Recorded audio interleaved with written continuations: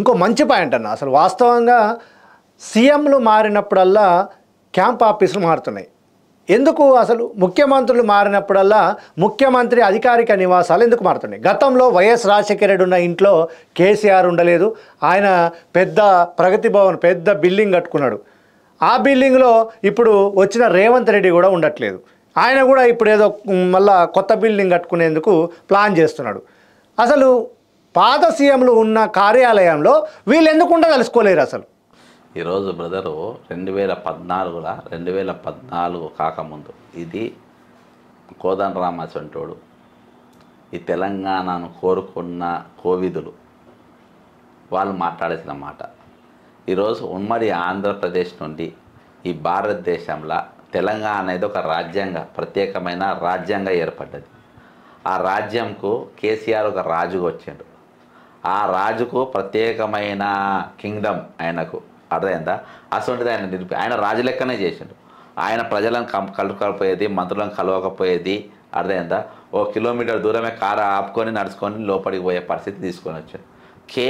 Same అదే రాజు లెక్క ఈరోజు ఈ బుడ్డరాజు కూడా ఆయన లెక్కనే చేస్తారు. ఈయన ఒక బుడ్డరాజు లెక్క తయారైపోయాడు. ఈయన కూడా ప్రజలకు అందుబాటులో ఉండరు, ప్రజా భవనాలు ఉండరు. సేమ్ అదే ఈయన సొంత ఇంటికి పోవాలి, సొంత ఇంట్లో ఉండాల్సిన ఇప్పుడు నువ్వు ప్రజల ఓట్లతోని, ప్రజల పైసలతోని, ప్రజల కార్ల, ప్రజల డీజిల్తోని, ప్రజల సెక్యూరిటీతోని నువ్వు ఈరోజు తిరుగుతున్నావు. నువ్వు ప్రజల బంగ్లాలో ఉండకుండా ప్రైవేటు బంగ్లాలు ఎందుకు ఉంటున్నావు? ఎందుకంటే ఇక్కడ సెటిల్మెంట్ ఎవడు వస్తుండు ఎవడు పోతుండు అన్నీ తెలుస్తుంది. అక్కడైతే సెటిల్మెంట్లు ఏం చేసుకుని నడవది. రేపు ఇక్కడికి వెళ్ళి రేపు ఓడిపోయినా గెలిచినా కేసీఆర్ ఖాళీ చేసేటప్పుడు 10 లారీలో 20 లారీలలో వేసుకుపోయినంట. వాళ్ళు అందరూ చూసిండ్రు. రేపు ఇవి కూడా చూస్తారనే ఉద్దేశంతో నువ్వు లోపలనే బాయలతోవి పెట్టుకుంటున్నట్టు అట్నే నడిపిస్తున్నట్టుగా కనబడతా ఉంది. కాబట్టి వీళ్ళు పబ్లిక్ మనుషులు కాదు. ఈ రోజులు ఉన్నోళ్ళు రాజులు. రాచరికపు పాలనలో 2014 వెళ్ళి కాంగ్రెస్ పార్టీ వచ్చినా కానీ 2 రాజులు, అప్పుడు బక్కరాజు ఇప్పుడు పొట్టిరాజు, 2 రాజులు కలిసి ఈరోజు తెలంగాణను పాలిస్తున్నట్టుగా కనబడుతుంది. కాంగ్రెస్ పార్టీలో స్వేచ్ఛ ఉంటుందనేది అందరికీ తెలుసు. అయితే సీఎం పదవి కోసం కొట్లాడిన బట్టి విక్రమార్క కావచ్చు, ఉత్తమ్ కుమార్ రెడ్డి కావచ్చు, అదేవిధంగా కోమటిరెడ్డి వెంకరెడ్డి వీళ్ళు ముగ్గురు ఢిల్లీకి వెళ్ళి మాకు సీఎం సీటు కావాలని చెప్పేసి కొట్లాడారు.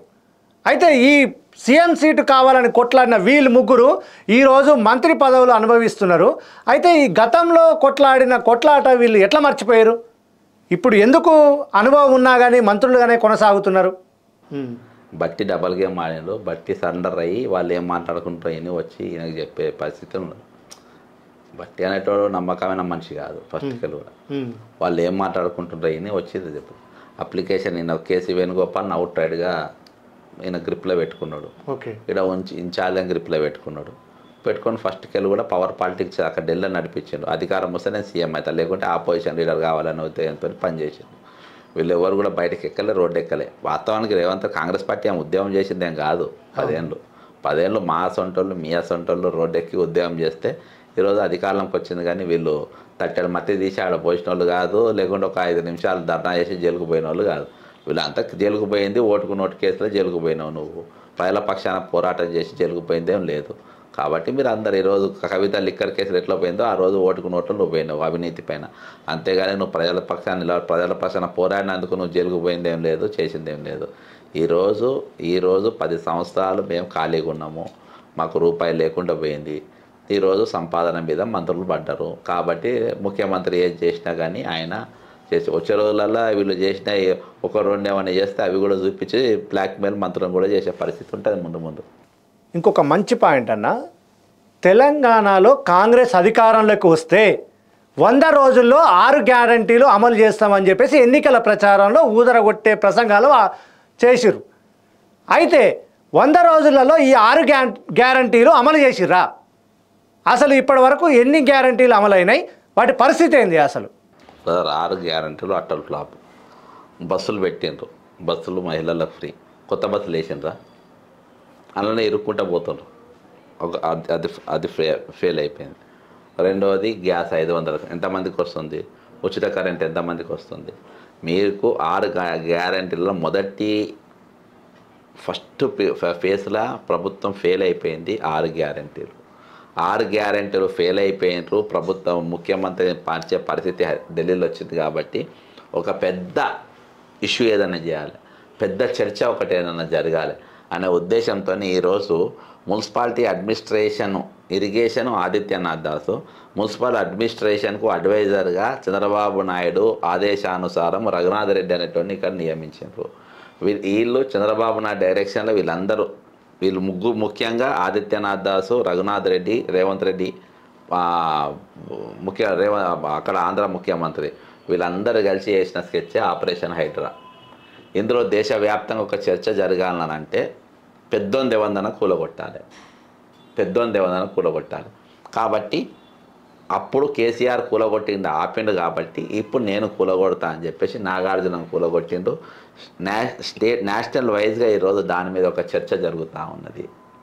ఈరోజు 6 పథకాలు ఫెయిల్ అవ్వడం వల్ల పుట్టుకొచ్చింది, దాని వైభవం ఈయన కుర్చీ కాపాడుకొని వచ్చిన పథకమే హైడ్రా. ఇప్పుడు 2 తెలుగు రాష్ట్రాల్లో హాట్ టాపిక్ అయ్యే పదము హైడ్రా. అయితే హైడ్రాను తీసుకొచ్చిన ఈ సీఎం రేవంత్ రెడ్డి హైదరాబాదులో అన్యక్రాంతం అయిపోయిన చెరువులు, కుంటలు, నాలాలన్నిటిని కూడా కాపాడుతామని చెప్పేసి చెప్తున్నాడు. నిజంగా ఇది సాధ్యమవుతుందా? బ్రదరు, ఫస్ట్ నీకు హైడ్రా ఆపరేషన్ స్టార్టింగ్ ముందు ఫస్ట్ చేపట్టాల్సిన ఏంటంటే రెవెన్యూ మంత్రి, ఇరిగేషన్ మినిస్టరు, మున్సిపల్ మినిస్టరు వీళ్ళు కూర్చొని కొంతమంది ఈ సంబంధించిన అధికారులతో కూర్చొని అసలు తెలంగాణలో ఎన్ని చెరువులు ఉన్నాయి, చెరువులు ఒక్కొక్క చెరువు ఎంత విస్తీర్ణంలో ఉన్నది, ఇందులో ప్రస్తుతం ఉన్న చెరువులు ఎంత, దీని మీద ఫస్ట్ సర్వే. ఖచ్చితంగా అవును. సర్వే అయిన తర్వాత ఏమేమి ఎంక్రోచ్మెంట్స్ అయినాయి, ఆ ఎంక్రోచ్మెంట్స్ అయిన తర్వాత ఈ భూములు ఎంక్రోచ్ అయిన భూములు ఏమేమి బిల్డింగ్లు కట్టినరు. గతంలో రేవంత్ రెడ్డి చెప్పిన మైహోమ్స్ రామేశ్వరరావు కట్టిందని, వాసవి ఎవరు కట్టినని నేనే తీసుకుపోయి బిల్డింగ్ చూపించింది. ఇవన్నీ చూపించిన తర్వాత అప్పుడు వాటికి పర్మిషన్లు ఇచ్చిన వాళ్ళు, వాటికి రిజిస్ట్రేషన్ చేసిన వాళ్ళ పైన సస్పెన్షన్లు, వాళ్ళకన్నా అటాక్ చేయాలి. వాళ్ళని చేసిన తర్వాత వీళ్ళకు నోటీసులు ఇచ్చి కూల్చివేతలు జరగాలి. ఖచ్చితంగా బ్రదర్, ఖచ్చితంగా ఈరోజు వచ్చే తరం బతకాలంటే, ఈరోజు మనిషి నేను ఖమ్మంలో తిరిగిన కదా, ఖమ్మంలో చెరువులు బాజాబ్తా కబ్జాలు చేశారు, మెడికల్ కాలేజీలు కట్టారు, పువ్వాడ 100% నీకు విల్లాలు కట్టిండ్రు, ఆడ అవేవో చూడకుండా ఒక ట్యాంక్ బండ్ కట్టేసారు, ఆ దిష్టి దాకకుండా దానికి నడుచుకుంటా పబ్లిక్ హ్యాపీగా ఉన్నారు. ఈరోజు మీకు మునిగేటోరుకు ఈరోజు అయితే అతలాకుతలం అయిపోయింది. కాబట్టి మీకు ఆ పరిస్థితి సేమ్ వరంగల్ కూడా అదే పరిస్థితి. వరంగల్లో అరూరు రమేష్ అన్నట్టుడే 53 చెరువులు కబ్జా చేశారు, అలా విల్లాలు కట్టిన చెరువులు మూసిపడేసి బాజాబ్తా. దాని తర్వాత ఇదంతా నీకు వర్ధనపేటకి మునుగుకుంటూ వచ్చి సిటీలోకి వాటర్ ఎంటర్ అయ్యే కాడికి వచ్చేసి ఈరోజు ప్రదీప్ రావు అంటాడు బాజాబ్తా కబ్జా చేసి అక్కడ పెట్రోల్ పంప్ పెట్టే పరిస్థితి. ఆయన వదిలేసి ఈరోజు కట్టగడుతుండ్రు. అవన్నీ కబ్జా చేసిన బిల్డింగ్లు యాజ్ ఇట్ ఈజ్ ఉన్నాయి, అవేం ముడతలేరు. కాబట్టి హైడ్రా అనేది ఖచ్చితంగా జరగాలి. కానీ రేవంత్ రెడ్డి దాన్ని వేరే తిరిగా వాడుకుంటున్నాడు అనేది మాత్రం వాస్తవం. ఎందుకంటే ఈ మంత్రిత్వ శాఖలు ఎవరిలో కూడా ఇన్వాల్వ్ కానిస్తలేడు. ఇన్వాల్వ్ అయితే వాళ్ళు మరి దీన్ని ముందుకు పోయేటట్టుగా చేస్తారో లేకుంటే అడ్డుపడతారో అని. ఇలా రెవెన్యూ మంత్రి పాత్ర ఉండలేదు, ఒక రేవంత్ రెడ్డి మాట్లాడుతాం, లేకుండా రంగనాథ్ మాట్లాడుతాం. అర్థమైందా? ఇలా రెవెన్యూ మంత్రి మాట్లాడాలి, ఇరిగేషన్ మంత్రి మాట్లాడాలి, మున్సిపాలిటీ మంత్రి మాట్లాడాలి. దీనిపైన అంటే ఏ సిస్టమ్ ప్రకారం నడవాలను. ఇప్పుడు మల్లారెడ్డి సుప్రీంకోర్టుకు పోయి నాది కూలగొట్టద్దు అన్నాడు. సుప్రీంకోర్టు పోయి తెచ్చుకోమని ఆర్డర్ ఐడియా ఎవడిచ్చిందంటావు? చంద్రబాబు నాయుడు ఇవ్వాలి, లేకుంటే నువ్వు ఇవ్వాలి. ఇవాళకి నడుస్తుందంట చంద్రబాబుదే ఇక్కడ డైరెక్షన్. ఇక నడిచేది వేం నరేందర్ రెడ్డి ఇంటికి పొద్దుగాల నువ్వు కెమెరాలు పట్టుకొని పో, మొత్తం ఆంధ్ర తెలుగుదేశం పార్టీలో ఉంటారు. ఆయన కాంట్రాక్ట్లో ఆయన సెటిల్మెంటే నడుస్తుంది. ఈ హైడ్రా అనేది అంతా కూడా వాళ్ళ కనుసనలు నడుస్తుంది, అక్కడికి వెళ్ళి నడుస్తుంది, అక్కడ ఆదేశాలే నడుస్తున్నాయి. కానీ దీనికి కంక్లూజన్ అనేది వీళ్ళకి దొరకలేదు, ఎగ్జిట్ దొరకలేదు, నడుస్తుంది. ఈ హైడ్రా గురించి మాట్లాడుకుంటే ఇంకొక కీలక పాయింట్ ఉందన్న, అక్రమ నిర్మాణాలు కట్టిన వాళ్ళని కూల్చుతామని చెప్పేసి అంటున్నారు. అక్రమ నిర్మాణాలు కూల్చడమే కాకుండా అక్రమ నిర్మాణాలకు పర్మిషన్లు ఇచ్చిన అధికారులపైన చర్యలు తీసుకుంటారా? ఇదే బీఆర్ఎస్ ప్రభుత్వం గతంలో ఎవరైతే అవినీతికి పాల్పడి అధికార దుర్వినియోగం చేసిర్రో ఆ అధికారుల పైన సేమ్ టైము ఇప్పుడు కాంగ్రెస్ ఎవరైతే ఇప్పుడు అవినీతికి పాల్పడ్డ అధికారుల మీద కానీ వీళ్ళ మీద చర్యలు తీసుకుంటుందా?